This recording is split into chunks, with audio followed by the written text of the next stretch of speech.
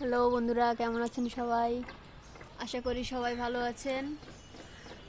আজকে আবারও নিয়ে আসলাম একটা নতুন ভিডিও।